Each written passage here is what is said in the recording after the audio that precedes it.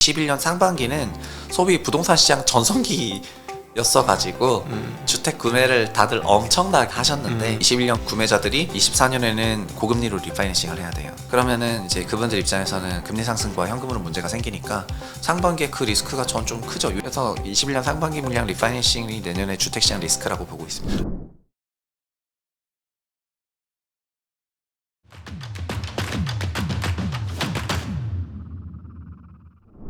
자, 그럼 분위기를 조금 바꿔서 네. 부동산 가격이 휘청휘청합니다, 드디어. 네네. 10월 이후부터는 주택담보대출 관련 규제가 강화될 걸로 예고가 되었었기 때문에 저는 10월부터는 주택시장이 재하락세가 있을 거라고 생각을 했고요.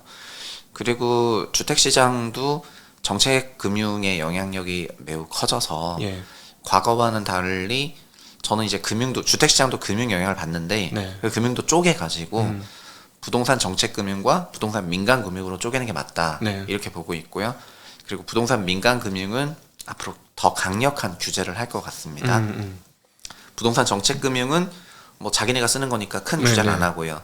올해가 그냥 가장 대표적으로 특례보금자리론이 있었다 하지만 내년에 신생아론도 있잖아요.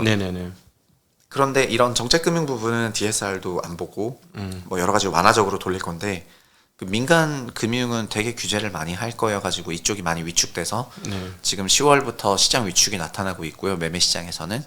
그리고 내년 3월까지 정책 모기지가 재시행이 안 되니까 11월, 12월, 1월, 2월 이 4개월은 민간 금융도 없고 정책금융도 없거든요. 그러니까 완전 금융 공백기여가지고 시장의 하락이 매우 가파르게 일어날 수 있다고 생각을 하고 있습니다. 아니, 그 말이 되게 웃기는 게 자생력이 없는 시장이라는 얘기 아니에요. 옆에서 돈을 떼워주지 않으면 가격이 지탱되지 못한다. 네, 그게 주택 가격이 낮았으면은 그 DSR 40 이게 사실 다 DSR 40% 때문인데요. DSR 40%니까 자기 소득의 40% 이상을 못 쓰게 되는 거고. 근데 현재 주택 가격은 자기 소득의 소위 16배가 넘으니까 그 주택 가격의 절반만 빌려도 자기 소득이 8배. 그럼 자기 소득이 8배인 거를 이제 대출로 받으면은 40% 넘어버리니까 이자 비용이 그러니까 16배 자체가 너무 높은 거죠. 그래서 장기적으로 보면은 이게 원래 한 12배, 서울만 하더라도 12배 정도였고 전국으로는 8배 정도였으니까 집을 사는데 문제가 없었는데 주택가격이 너무 올라가 버렸기 때문에 그냥 DSR 40%를 적용해서 수요가 녹아버린 거고요. 혹자는 그래서 DSR 40% 너무 과하다. DTI 60이었으니까 소위 DSR 60이었어야지 이렇게도 얘기를 하시는데 세전으로 60%를 원리금으로 쓴다는 거는 세후로는 85% 쓴다는 거니까 집을 위한 짐승이 되는 거예요. 짐승이 집을 유지하기 위한 짐. 이건 그냥 집값이 비싸서 수요가 녹았고 그 특별한 금융 프로그램이 없으면은 이제 수요가 만들어질 수 없는 그런 환경이니까 주택 가격의 우하향은 저는 그렇게 예상하고 있는데 다만 이창용 총재도 10월 국감 때 한 얘기가 한국은 부동산 가격 30% 빠지면은 시스템 위기로 번질 수도 있다. 그렇지. 은행까지 불이 붙죠. 잘못하면. 그래서 딱 마지노선을 그러니까 본인들이 바치는 선을 마이너스 30으로 그어놨어요. 그래서 작년 하반기 때 마이너스 20까지 내려갔었거든요. 그러니까 그때 막 이제 긴장됐다고 이제 국감 때 얘기를 해요.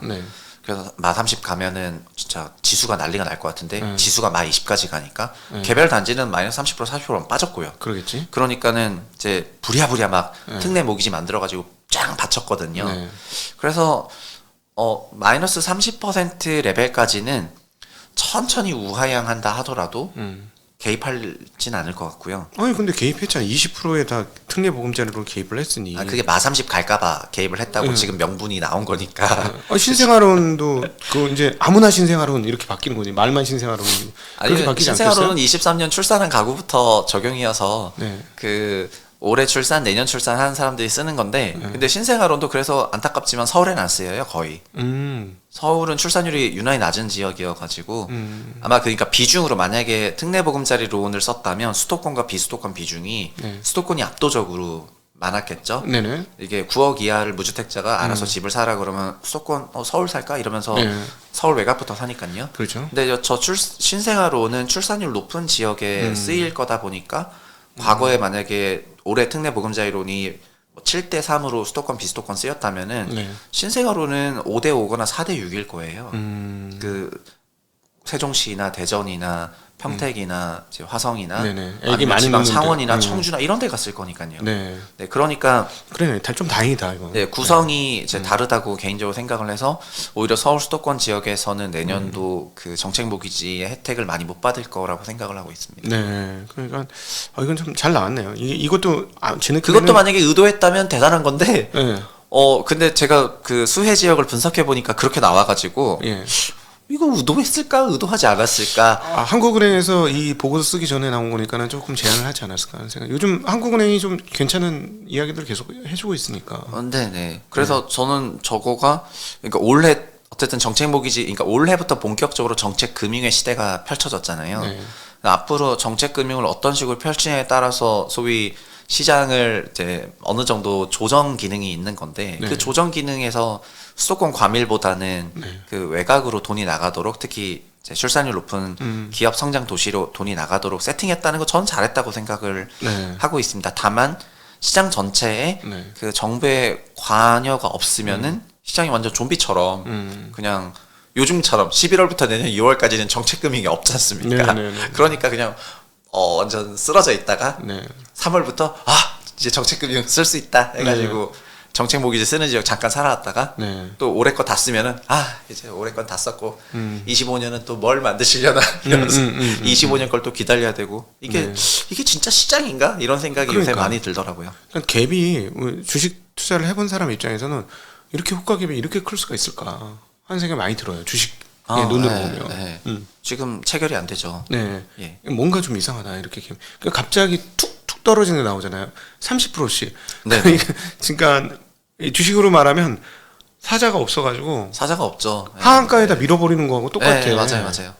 이거 너무 비정상적인 것 같은 네네. 거예요. 이게. 그게 거래가 22년부터 거래량이 평년 거래량이 반토막이 났고 네. 그거는 전반적인 수요 위축이 나타났다는 거니까요. 네. 그래서 이런 정책 모기지가 그 시장을 완전히 살리지도 못하거든요. 그러니까 올해도 보시면은 올해도 분기를 좀 더 쪼개 보면은 1분기는 이제 완전 박살나고 있다가 네. 4월부터 확실히 돌아서기 시작을 했는데 3월, 4월에 그 정책 모기지가 월에 막 7조씩 집행이 됐거든요. 네.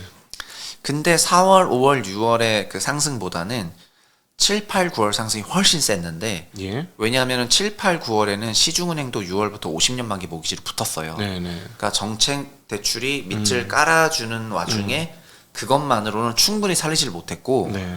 그 민영은행 대출이 붙으니까 네. 확 점프가 됐거든요. 네. 그래서 그 금융기관 당국에서는 민영은행 대출이 지 맘대로 붙었잖아요. 네. 갑자기 50년짜리를 만들어 이래서 9월에 바로 규제를 하고 네. 10월부터 50년 만기 주담대를 없애버리니까 네.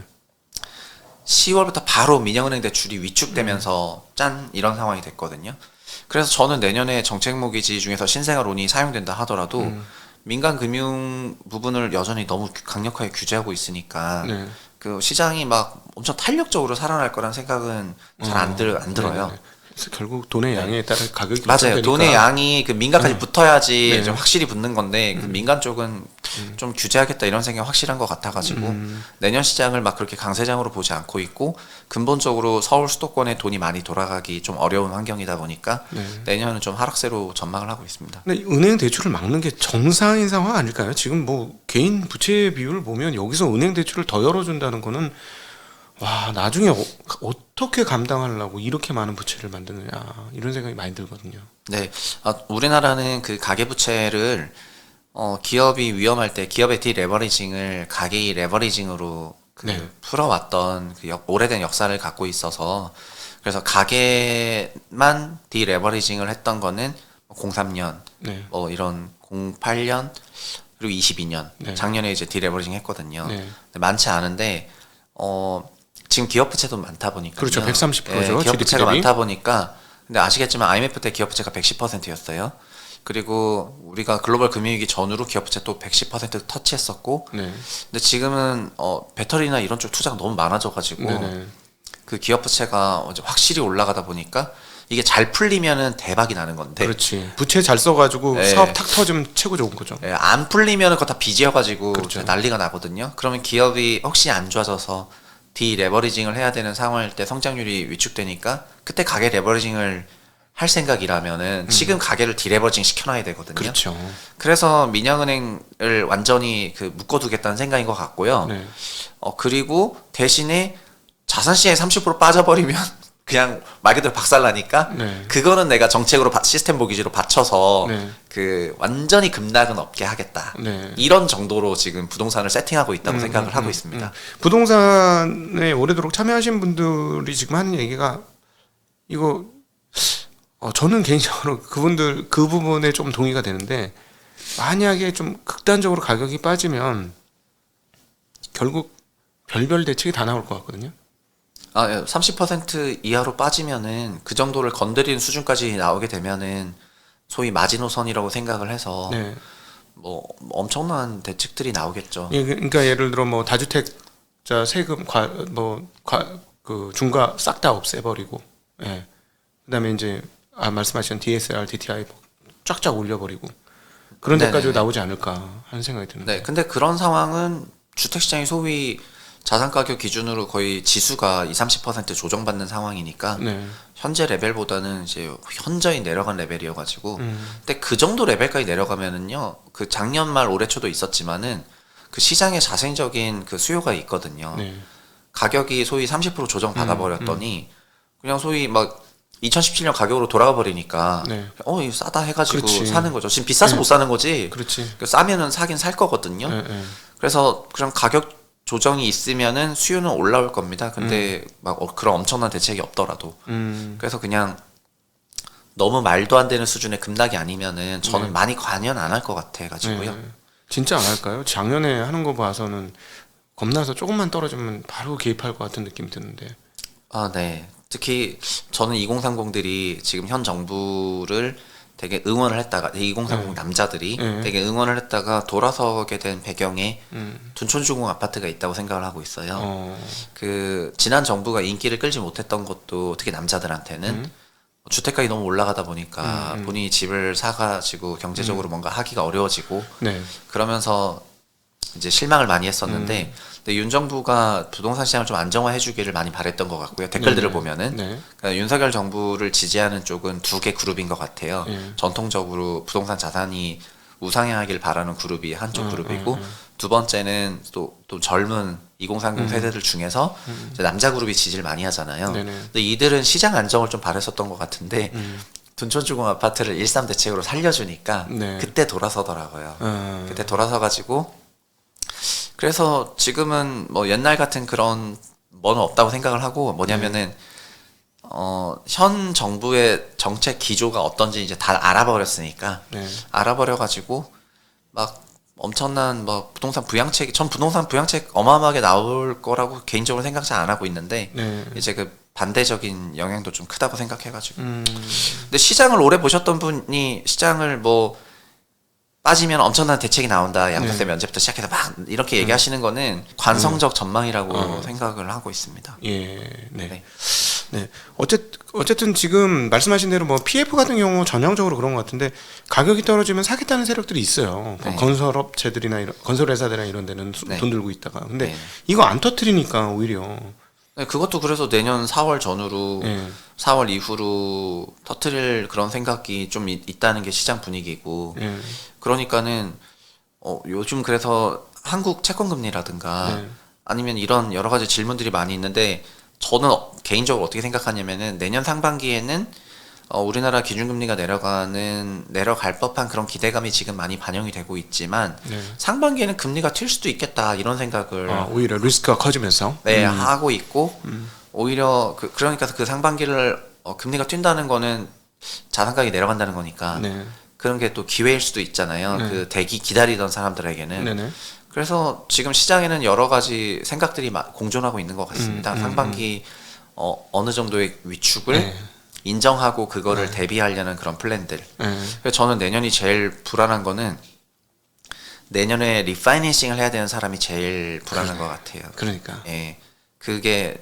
주택 쪽도 있는데 21년에 그 2%대로 2.5%대로 3년 고정, 그다음 나머지 변동을 선택하신 분이 내년에 리파이낸싱 하거든요. 아, 그런 대출이 있었군요. 지금 그러니까 혼합형 금리가 혼합형이 3년 또는 5년 고정 금리 그다음 변동이잖아요. 네. 은행채가 3년물로 5년물이 있으니까. 그래서 20년에 그 3년 고정하신 분이 올해 리파이낸싱 해야 되는데 올해는 이거를 유예해 줬습니다. 네. 왜냐면 올해 초에 아시겠지만 작년만 올해 초에 그 험악했으니까. 레고랜드 사건이나 이런 거 어마어마했잖아요. 그래서 이런 상황에서 그 사람들한테 6%로 리파이낸싱 해라. 그럼 주택시장 마이너스 20%가 있는 상황에서 그 사람들이 또 그렇게 해야 된다면 또 팔아야 되니까 올해 1년간 유예해 줬거든요. 근데 내년은 그런 유예가 없어요. 끝났어요. 그럼 내년은 21년 구매자들이 24년에는 고금리로 리파이낸싱을 해야 돼요.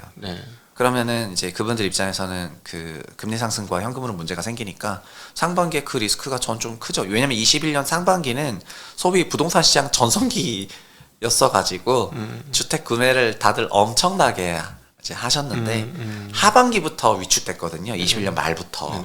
그래서 21년 상반기 물량 리파이낸싱이 내년에 주택시장 리스크라고 보고 있습니다. 그래서 제일 걱정하고 있는 게 이제 마지막으로 이제 그쪽 질문을 드리면 정말 걱정하고 있는 게 이제 금융에 있으니 걱정하고 있는 게 아니 하나씩 단계적으로 뭐 질서 있게 이렇게 처리가 될지 모르겠습니다만 질서 있게 했으면 모르겠는데 갑자기 내년 4월 전후에서 한꺼번에 터지면 이 불이 최소한 저는 증권업까지는 좀 올라올 것 같거든요. 불이.